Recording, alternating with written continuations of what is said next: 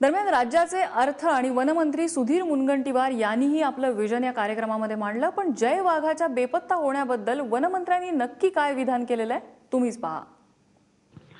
जय वाघ ज्या उमरेड कर्नाटकामध्ये जो जय वाघ होता तो का प्रसिद्ध झाला, तो अतिशय सुंदर फोटो द्यायचा, तो शाय नव्हता इतर वाघासारखा, आणि म्हणून एखादी गाडी आली की तो फोटोग्राफी करेपर्यंत त्याचे जी काही जीबी असेल तो संपेल पण तो जागेचा आगणार नाही, अशी ती काय जय वाघाची एक पद्धत होती।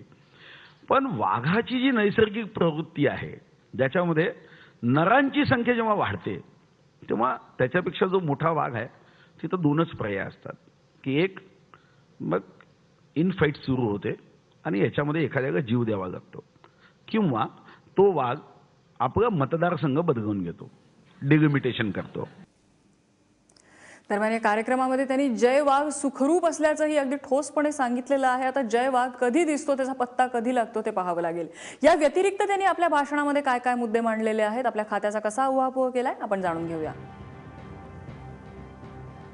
राज्याची तिजोरी खडखडाटाकडून खणखणाटाकडे नेण्याचा प्रयत्न असल्याचं त्यांनी या आपल्या भाषणादरम्यान सांगितलं। राज्याच्या विकासाचा दर 5.8% वरून 8% गेलेला आहे।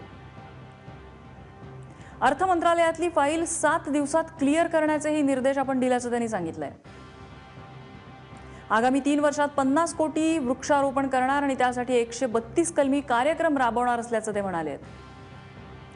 त्याचप्रमाणे नरांची संख्या वाढली की वाघांकडे 2 पर्याय असतात, त्यांना एकतर जीव द्यावा लागतो किंवा त्यांचा मतदारसंघ बदलावा लागतो।